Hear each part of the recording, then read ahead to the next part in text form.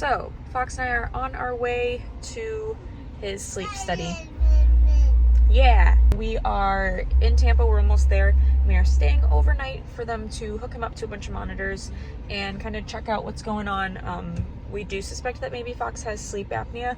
I'll go into more detail maybe later in this video. Today's Wednesday. It is 2 days before Fox's first birthday, and we are here for a sleep study. We are in Tampa, so we're having a little Foxy Mommy sleepover. They're gonna hook them up to all these little leads. I'm not sure if I'll be able to record or anything while we're in there, but if I can, I'm going to.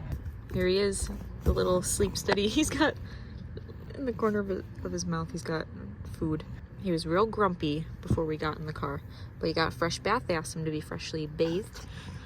Clean skin so they can stick the little stickies all over him. We're gonna wipe the corners of his mouth, don't worry. He was grumpy after his afternoon nap. Whoa, is that your foot? That's a nice little foot. We're still early and they won't let us in. Don't get there before 8 o'clock. Well, not necessarily purposely. Purposely got here a little bit before 8 so that we would have time to get everything out of the car and get ready to go in. But we're earlier than I thought we'd be. We're playing for a minute.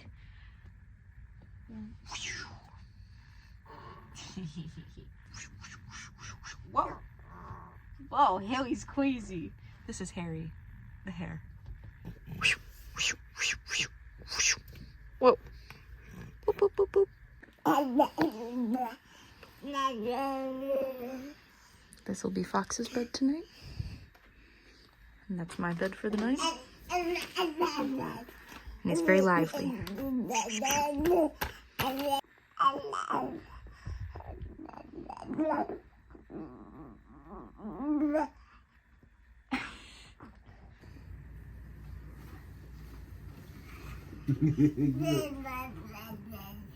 Certainly are much happier, and you know you're getting scapade. Wow. There you go, buddy. Getting your thumbs back. Alright, so sleep study's over. And Fox and I are in the lobby of the building. It is 6 a.m. We got done at 5 a.m. but I locked the keys in the car. So I've just been standing here pacing. He's asleep again, so. Fox is asleep in the stroller. I just paced back and forth until he fell asleep. And my dad is coming to rescue me. Us. Yes, we live an hour from here. So, but it's early in the morning, so there wasn't traffic. So it sounds like it'll be less time, but the sleep study went well.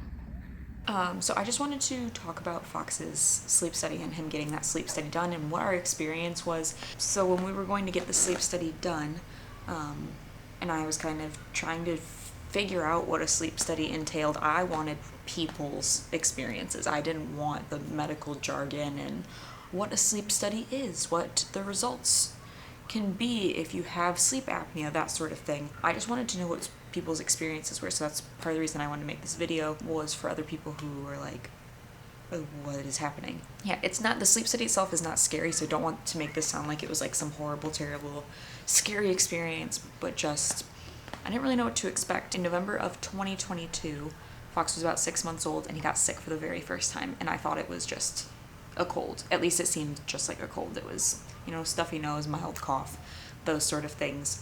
And so after 5 days or so of him having a cold that seemed to be not going away and maybe getting worse, I decided to take him to the pediatrician. She listened to him and she was like, things don't sound great. She gave him a swab for COVID, pneumonia, RSV, strep. Like, she did swabs up the wazoo and they tested for a bunch of stuff and they all came back negative, but she did give him a breathing treatment there in the office, like an albuterol nebulizer treatment, and then she gave me a prescription to go get albuterol and a nebulizer and everything, and she was like, hey, it's RSV season, and RSV season, if you are a parent, you know that this past like winter-ish, this past RSV season was really bad. So if his chest starts to cave in, if his belly's expanding a lot and it looks like he's fighting to breathe, you need to take him to the ER. So she gave me these prescriptions. I'm running around town to get all the things. By the time I get home and give him the breathing treatment, I'm like, his chest is caving and we need to take him to the ER. So that's kind of its own story. That was like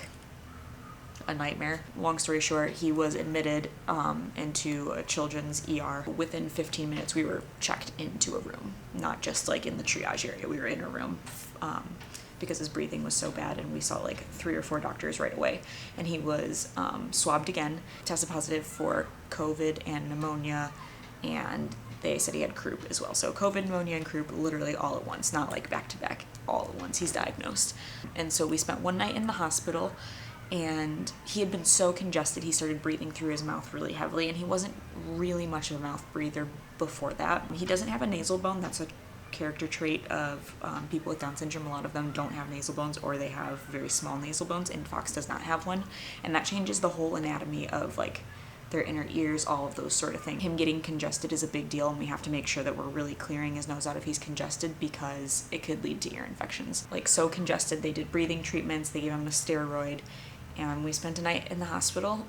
It was actually overall good experience. Chase and I were very much so at peace. We had a lot of people praying for us, and I will say that was 100% Jesus. Hindsight, I'm like, how was I not a mess? Of course I was nervous and I was a little bit anxious, but like I had an overwhelming sense of peace that he was going to be okay. But whatever, that's like another story. Since then, being so congested, he wasn't not a mouth breather, but because he would breathe through his nose, but since then he kind of became a heavy mouth breather. So he was breathing through his mouth a lot more.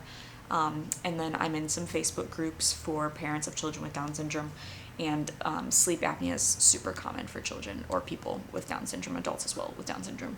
And so I was reading in these groups like some of the symptoms that people had, other parents asking questions. Does your child do this? Do you have this experience of a lot of different things? And so I should say, it's not that I couldn't find any information at all about getting a sleep study done or anything. It was just very limited information and people answering quick, specific questions on these Facebook groups. So it wasn't like a whole story. One of the first things that I noticed is Fox was a mouth breather, which can be a symptom. He sometimes is a sweaty sleeper, which is another one.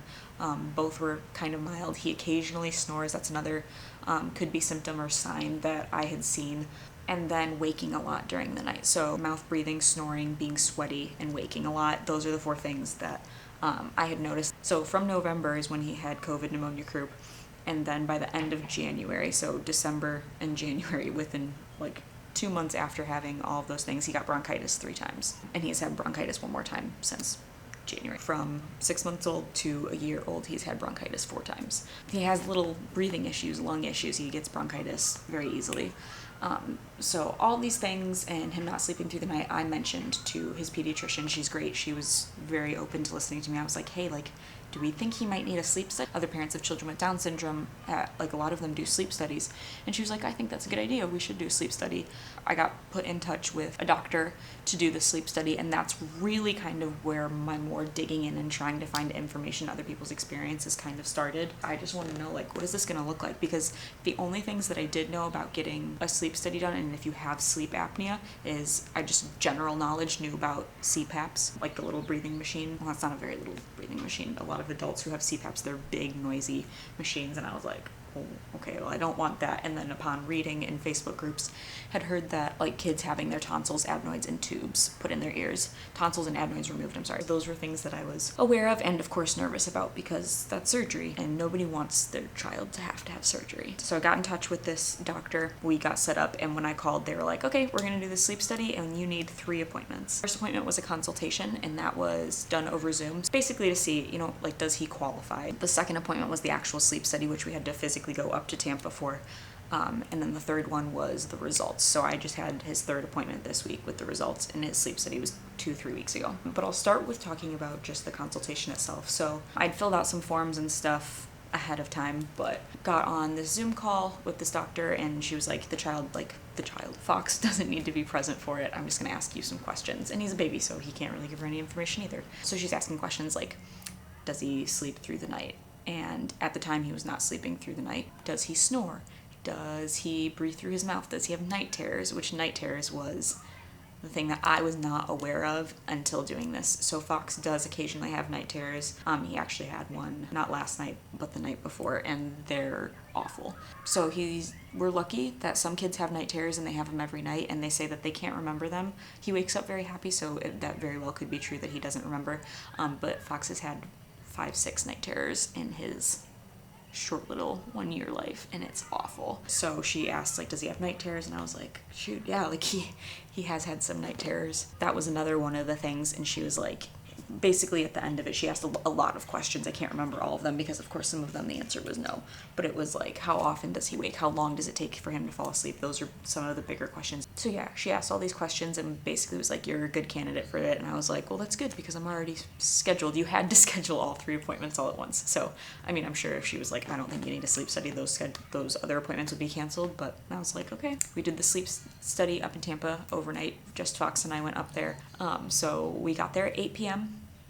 and they were pretty firm, like, hey, we're not going to let you in early, so be there at 8 p.m. We will come downstairs, because it's in like a big tall building. We will come downstairs and get you and bring you up to your room.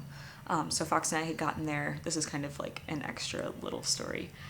So Fox and I had gotten there like 7:50, and so I climbed in the back seat and was playing with him because it was an hour ride up to Tampa, and he was tired because tried to somewhat keep him from napping so that he would hopefully sleep really well during the sleep study. So 7:50ish we get there. I'm back in the back seat with him playing and stuff until like 7:58. And I get out, get the stroller, get his bag, get my bag. And the man comes outside and he's like, all right, you guys here for the sleep study? And I said, yes. And he brought us upstairs to the room and got him all hooked up. I have a picture, not a great picture because I was trying not to wake him up, but I do have a picture that I'll insert here. And I'll try and zoom it in. And it was a long night. If I'm honest, I'm blown away that they got any results because I felt like he didn't sleep. He kept waking up crying. I mean, he's not in his own bed. He's not at home. And they had 12 to 16, somewhere in there, leads. Leads are like the little things that they put on your heart to monitor it if you're in the hospital. Like, they're like little sticky things that they put on you. He had like 12 to 16 on his face and head alone. One on his chest, one on his side, one on each leg, because they also measure for like restless leg syndrome. A pulse ox on his toe, and then 4 big strap things on his chest. And then he had 2 little like things, so it looks like an oxygen, what do they call that? Not the little tubes? I can't think of what it's called. Like, not an oxygen mask. It's they looked like he had him hooked up to oxygen, but it's actually not blowing anything in. It's measuring his output. And then another little weird metal thing that was like right underneath it, both of them, which sent him over the edge, which they said they have a really hard time keeping those on little kids anyways. So we took those off of him. So it took him 45 minutes to fall asleep.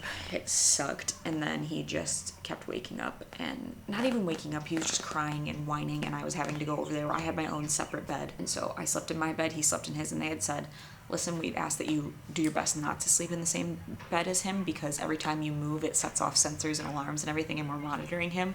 So if you could sleep in your own bed, that'd be helpful. I'm not a co-sleeper. We don't co-sleep. So I was like, I didn't really plan on sleeping in the same bed as him, but he was really upset. So I did end up crawling in bed with him, and I did my best to sleep next to him to comfort him but not move so that the sensors wouldn't go off. So I was just pressed up against this wall next to him, trying not to touch him, but then he could like smell me, knew I was there, and when I stayed there, he slept. I did try and get up once, and after about 30 minutes, maybe an hour of being in my own bed, he got going again, so I just got back in bed with him. So got there at 8 o'clock, and 5 a.m. bright and early. I say bright and early, the sun was not even out. Sorry, the air conditioning just kicked on. The man comes in and he was like, it's 5 a.m., time to wake up. And I was like, cool.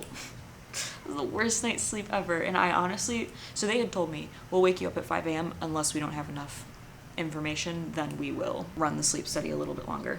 And I was like, I can't believe you got enough data for this.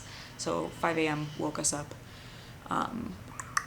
And we pack up our stuff, and they pull all the little leads off, which I think I have video of them pulling all the sticky things off of him. And I can't believe how happy Fox was. He was a smiley, sweet little boy when he woke up, and I was like, that makes one of us, dude.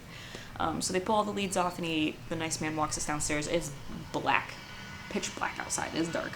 I had taken my mom's car because our car was in need of some work, and it was a long drive, so just to be safe, I took my mom's car. Get down there, and I reach back into the diaper bag is like a backpack, and I reach back into the pocket where I always put my keys, and I'm like,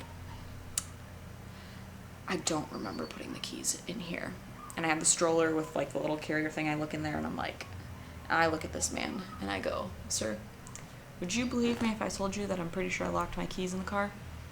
And he was like, "No way." He was very nice about it. So I get my phone flashlight because it is dark outside and we're both looking, and they're on the back seat. When I climbed into the back seat to entertain Fox, I left the keys. I put the keys down, didn't pick them back up, and I locked the doors right before we went up to the sleep study. So it's 5 a.m., 5:20 we'll say now, because it took us a minute to get packed up. So security in the building or maybe a cop can get us in, unlikely. Call a locksmith to get us in the car to get my keys, or call my dad, who is an hour away, but has the spare key for the car. So I try and get in contact with the security and everything. That doesn't work. And I realize I have to call my dad because it was going to be faster for him to wake up, give me a key. It would have probably been faster than waiting for a locksmith or something that would also probably cost me a couple $100. So I call my dad very reluctantly, and he's very nice, and he had a very long day ahead of him, and I felt really bad. But he was also very kind about it. He was like, "This sucks probably worse for me and Fox because I just had the longest night ever." So he was really gracious about it, but my dad came up to Tampa and brought me the keys, and so by the time we got home, it was like 7:45. Fox fell asleep in the car. Lucky little turd. He's not a turd. This is lucky though, because I had to drive home. So he slept and he stayed asleep for a little bit once we got home. So I was able to nap for 30-45 minutes once we got home, and then he woke up and I had to put him in the bathtub because he had sticky stuff all in his hair from all the leaves.